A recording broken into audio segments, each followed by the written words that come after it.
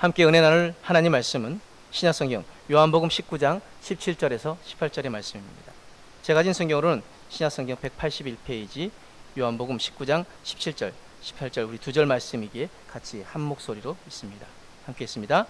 그들이 예수를 맡음에 예수께서 자기의 십자가를 지시고 해골 히브리 말로 골고다이라 하는 곳에 나가시니 그들이 거기서 예수를 십자가에 못 박을새 다른 두 사람도 그와 함께 좌우편에 못 박으니 예수는 가운데 있더라. 아멘. 함께 읽을 말씀을 가지고 왜 십자가인가 라는 제목으로 함께 은혜를 나누길 원합니다. 미국 로렌스 카운티의 한 도시에서 예수님의 고난에 대해서 그 고난을 재현하는 공연이 열린 적이 있다고 합니다. 근데 예수님 역을 맡은 배우가 나무 십자가를 지고 가는데 실제 나무 십자가를 지고 가는 모습을 보고 사람들이 놀랬다고 합니다. 사람들은 당연히 그 십자가가 속이 빈 가짜 십자가인 줄 알았는데 진짜 무거운 나무였던 것입니다. 그래서 사람들이 묻습니다. 아니 왜 그렇게 무거운 십자가를 사용합니까? 그러자 배우가 이렇게 대답했다고 합니다. 예수님처럼 연기하려면 적어도 주님이 지셨던 그 십자가의 무게만큼은 느껴야 한다고 생각합니다. 여러분 이 배우의 고백을 들으면서 어떤 생각이 드십니까? 오늘날 많은 그리스도인들이 십자가의 무게를 모른 채 십자가를 말하고 있습니다. 우리는 십자가를 너무 가볍게 만들었습니다. 십자가를 등에 지지 않고 목에 답니다. 십자가를 삶으로 따르지 않고 장식으로 소비합니다. 십자가를 회개의 자리로 받지 않고 축복의 상징 정도로만 취급합니다. 십자가는 예쁜 장식품이 아닙니다. 십자가는 로마 제국이 만든 가장 처절한 처형 도구입니다. 그 십자가는 하나님이 죄인인 나를 살리기 위해 독생자를 내어주신 구원의 자리입니다. 오늘날 교회 안에 십자가는 넘치는데 정작 십자가 앞에서 깨어지는 사람은 드뭅니다. 찬양은 하는데 회개가 없습니다. 예배는 드리는데 통에 자복이 없습니다. 은혜는 말하는데 죄를 미워하지 않습니다. 왜 그렇습니까? 우리는 십자가를 너무 오랫동안 상징으로만 여겼기 때문입니다. 십자가를 진짜 보면 울 수밖에 없습니다. 십자가를 진짜 보면 변명할 수 없습니다. 십자가를 진짜 보면 죄와 타협할 수 없습니다. 십자가를 진짜 보면 내 인생의 방향을 바꾸지 않고는 못 버팁니다. 오늘 말씀의 제목이 왜 십자가인가입니다. 왜 하필이면 십자가일까요? 왜 예수님은 편하게 죽지 않으셨을까요? 왜 예수님은 가장 처절하고 치욕스러운 방법으로 그렇게 돌아가셔야만 했을까요? 왜 하나님은 가장 처절하고 치욕스러운 방법으로 자신의 아들을 내어주셔야만 했을까요? 왜 구원은 이렇게 피 흘리는 방식이어야 했을까요? 오늘 본문은 단 2절입니다. 그런데 이 2절 안에 인간의 죄가 얼마나 무서운지, 하나님의 사랑이 얼마나 큰지, 복음이 얼마나 큰 은혜인지 모두 담고 있습니다. 오늘 말씀을 드리며 우리가 해야 할 일은 하나입니다. 바로 십자가를 다시 보는 것입니다. 그리고 십자가 앞에서 나의 죄를 다시 보는 것입니다. 먼저 십자가는 죄가 얼마나 무서운지 보여주는 하나님의 판결문입니다. 우리 17절 말씀 다시 한번 같이 읽습니다. 시작.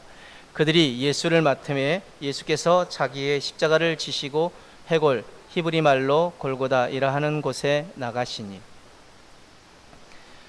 지금 17절 말씀 가운데 예수께서 자기의 십자가를 지시고, 이 한 문장 안에 말로 다 할 수 없는 비극이 들어있습니다. 예수님은 지금 자기의 십자가를 지고 가고 계십니다.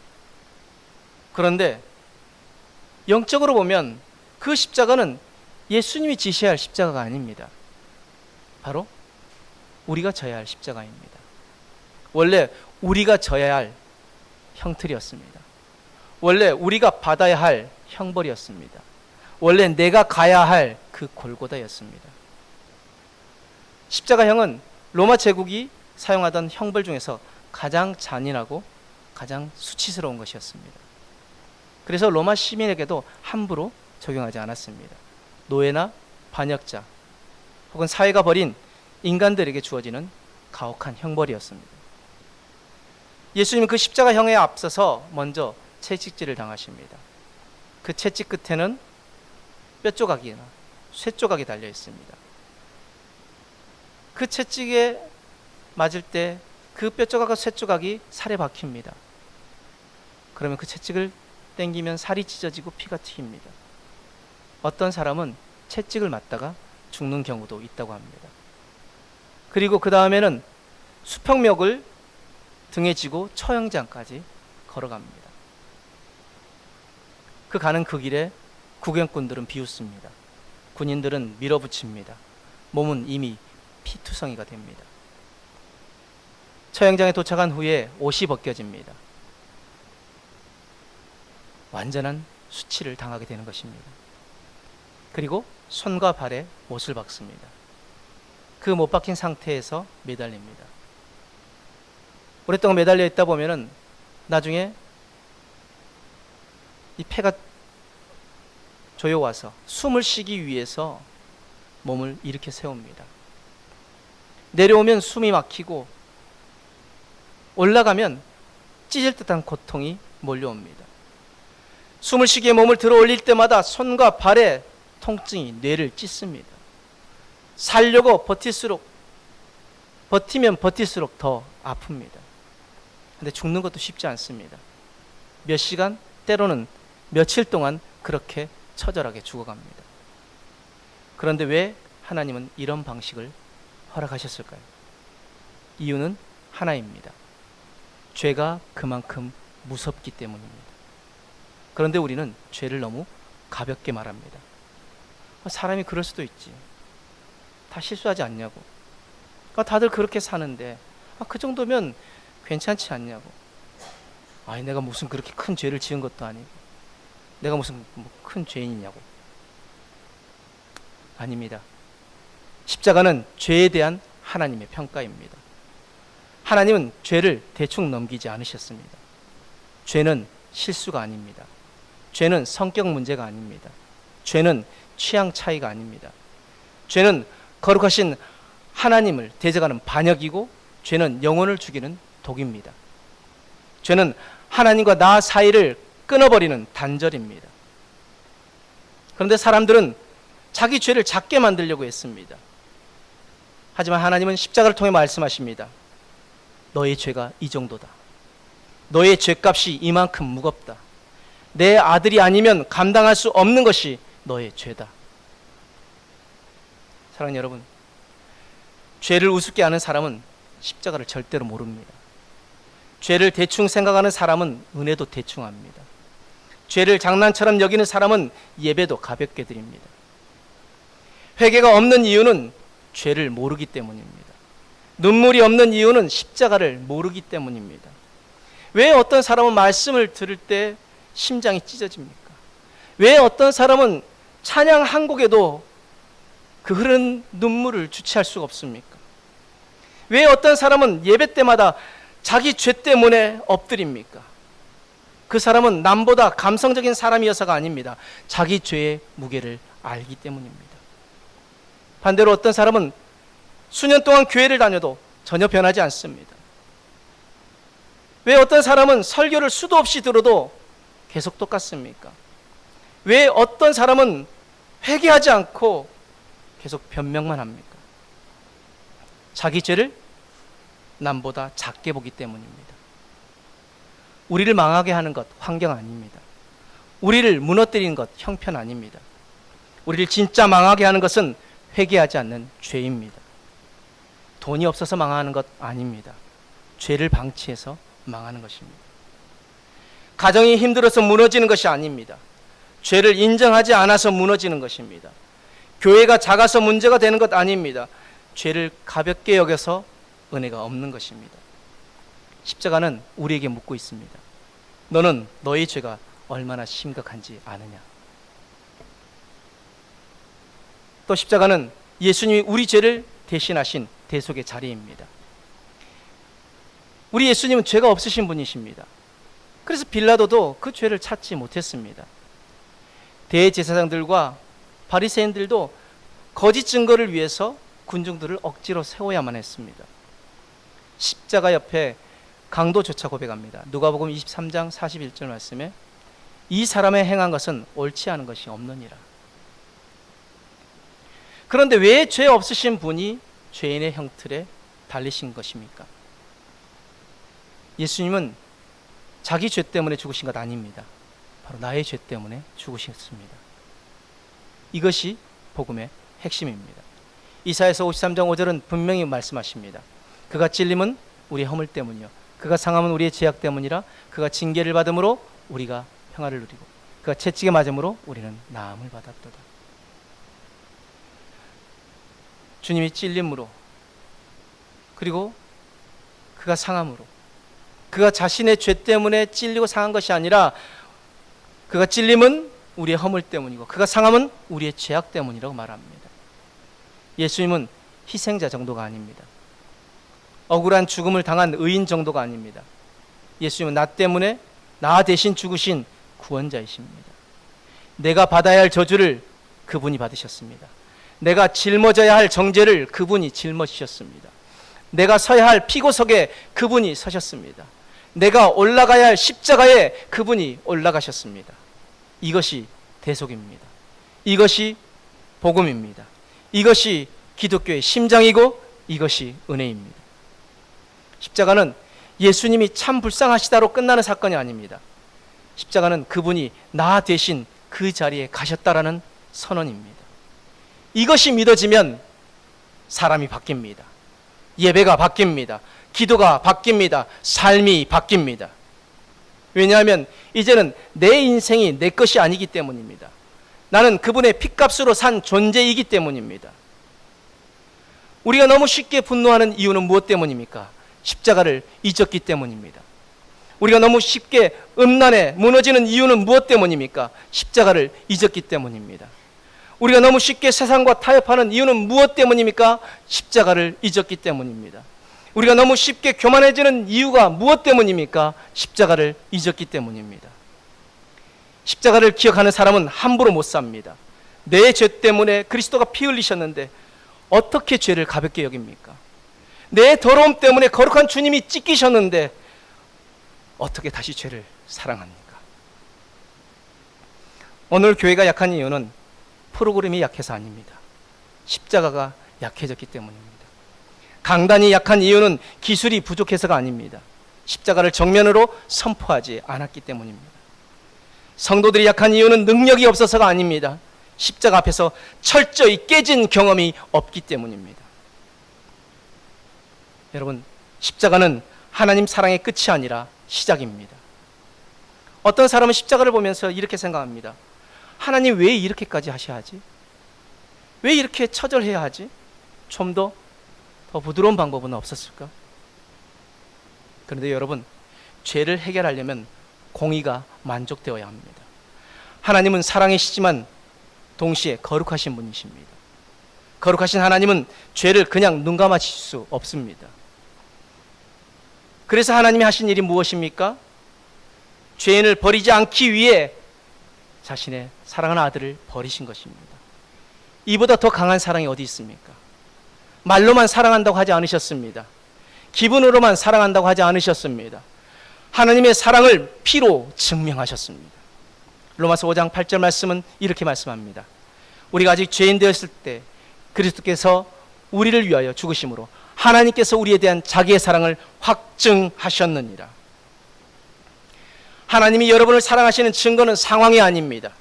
통장의 잔고가 아닙니다. 몸이 건강한가 아닌가가 아닙니다. 사업이 잘 되느냐 아니냐가 아닙니다. 하나님이 우리를 사랑하시는 가장 확실한 증거는 십자가입니다.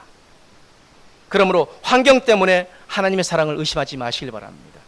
형편 때문에, 잃어버린 건강 때문에 하나님을 오해하지 마시길 바랍니다. 십자가를 보시길 바랍니다. 거기서 우리를 향한 하나님의 사랑은 확실히 증명되었습니다.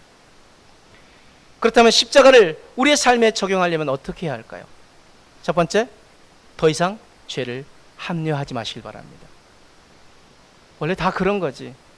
내가 좀 예민해서 그래. 성격이 원래 이래서 그래. 바빠서 기도 못하는 거지. 한 번쯤은 괜찮지 않냐고. 이런 말이 다 죄의 언어입니다. 오늘부터 죄를 정확히 죄라고 부르십시오. 분노는 분노라고 부르십시오. 음란은 음란이라고 부르십시오. 탐욕은 탐욕이라고 부르십시오. 게으름은 게으름이라고 부르십시오. 예배를 가볍게 여긴 것을 죄라고 부르십시오. 죄를 정확하게 인정해야 정확히 회개할 수 있습니다. 두 번째, 십자가 앞에서 매일 자신을 낮추시길 바랍니다. 십자가를 아는 사람은 교만할 수 없습니다. 자기의 의를 자랑할 수 없습니다. 나는 저 사람보다 낫다라고 말할 수 없습니다. 왜냐하면 십자가 아래서 우리 모두는 죄인이기 때문입니다.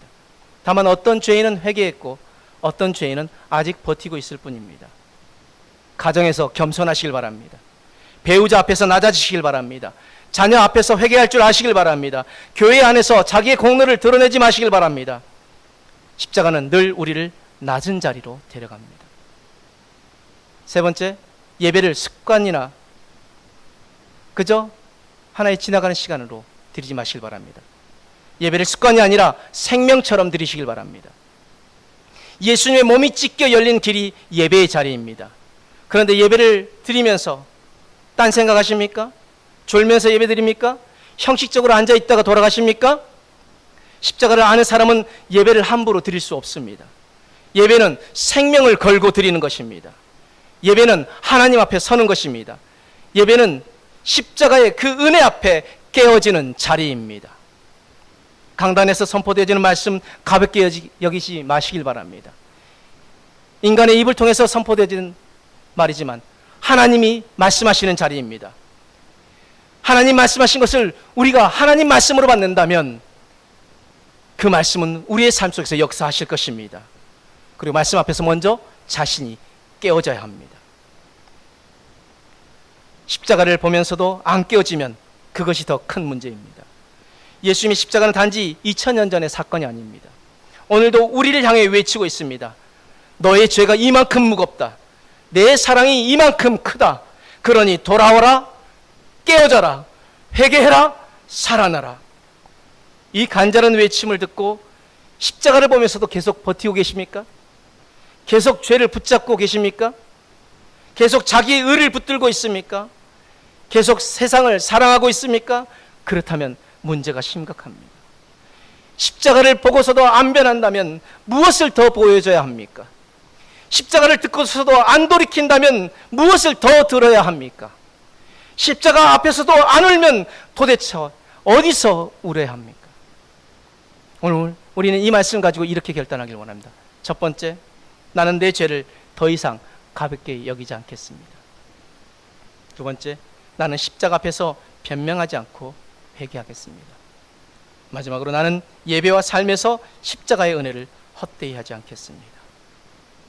오늘도 그 십자가 앞에 서길 원합니다. 오늘도 그 십자가 앞에서 깨어지길 원합니다. 오늘 말씀 붙잡고 그렇게 결단하신 분들은 가슴 위에 손 얹으시기 바랍니다. 아픈 부위 있다면 아픈 부위에 손을 얹으시기 바랍니다. 소원이 있다면 그 소원을 담고 가슴에 손을 얹으시기 바랍니다. 기도하겠습니다. 사랑과 은혜 하나님, 이 시간 저들 얹으신 저들 가슴, 저들의 삶을 붙들어 주시옵소서.